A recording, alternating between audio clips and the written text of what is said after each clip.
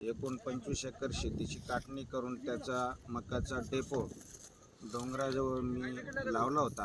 त्याला भाव नसल्यामुळे काही दिवसांनी भाव वाढल्यानंतर ती काढू आणि ती विकू असं नियोजन असताना रात्री कोणी अज्ञाताने शेजारी बसून दारू पिऊन ती मका पेटवून दिली आणि माझं 20 लाख रुपयापर्यंत 20-25 लाख रुपयाचं नुकसान केलं.